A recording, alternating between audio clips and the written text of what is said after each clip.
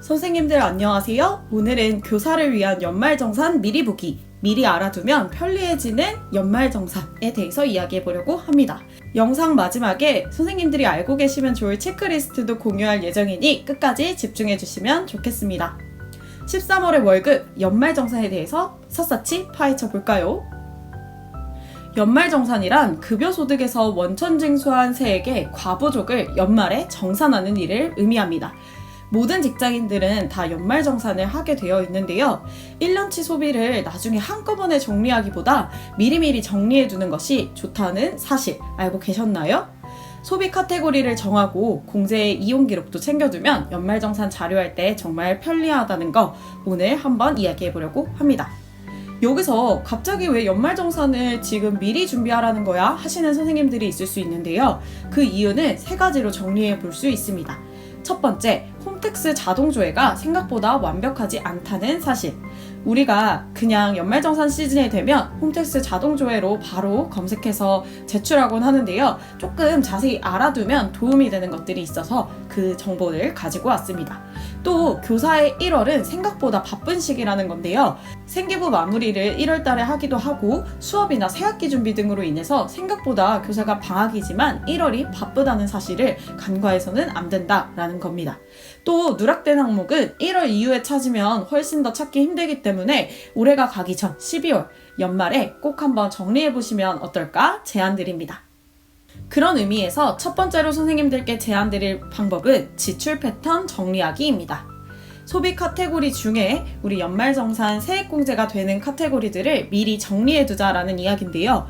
교육비, 기부금, 의료비, 직무 관련 지출, 연수 같은 것들을 미리미리 가계부를 작성해두자라는 이야기입니다.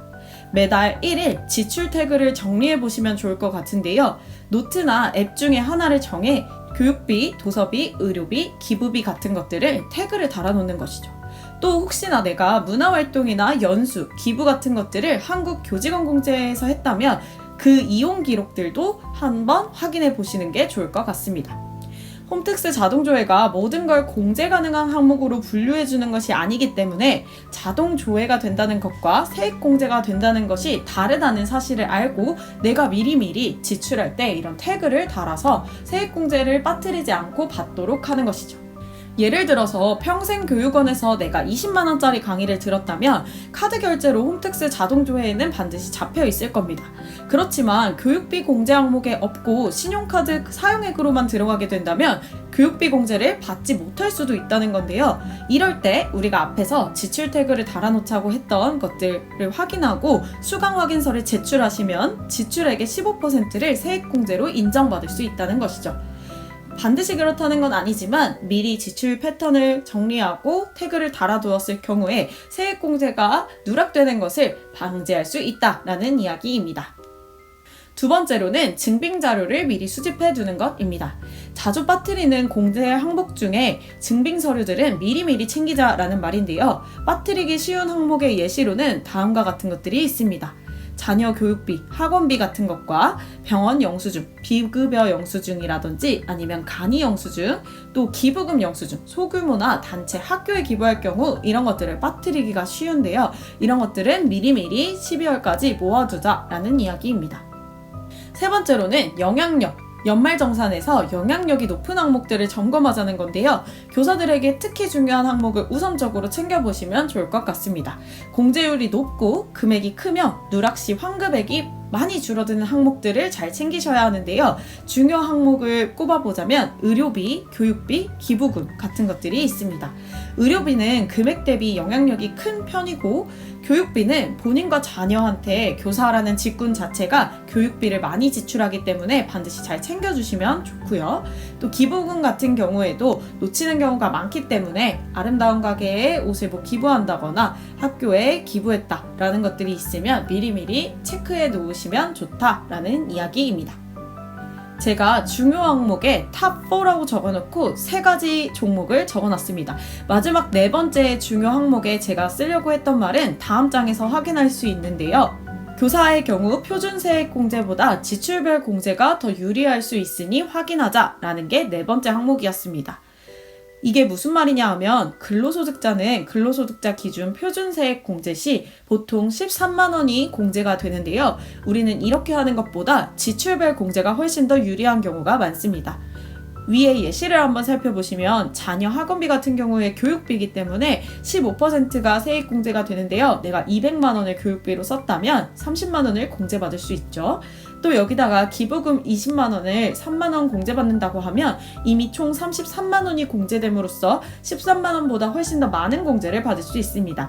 즉 지출이 많으면 항목별 계산이 더 유리하기 때문에 본인이 어떤 게 더 유리한지도 한번 확인해 볼 필요가 있다는 것이죠.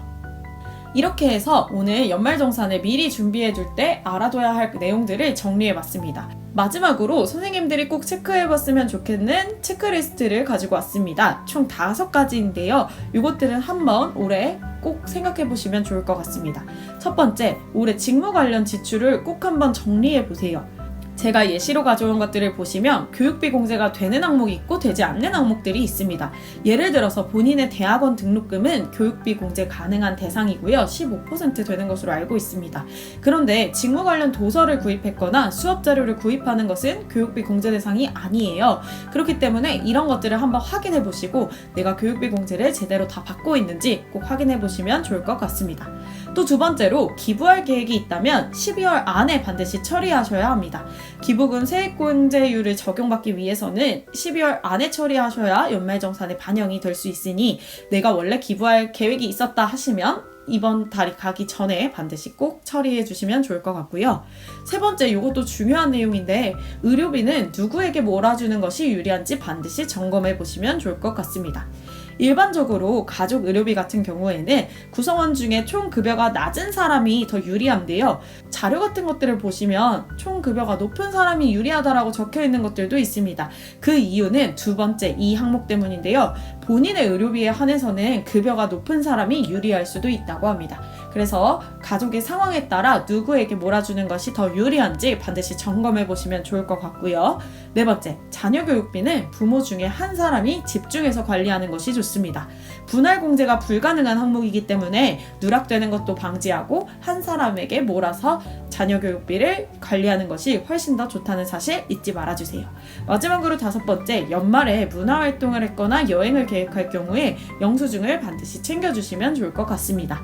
한국교직원공제를 이용할 경우 결제 내역이 마이페이지에 자동으로 기록되기 때문에 그것도 따로 영수증을 챙기지 않아도 편리하게 관리할 수 있겠죠. 그렇다면 선생님들 꼼꼼하게 연말정산 마무리하고 13월의 월급으로 또 따뜻한 연말 연초 되시기를 바라겠습니다. 연말정산 12월부터 시작하면 1월이 가벼워집니다. 그럼 다음에 더 유용한 자료로 다시 찾아뵙도록 하겠습니다. 안녕!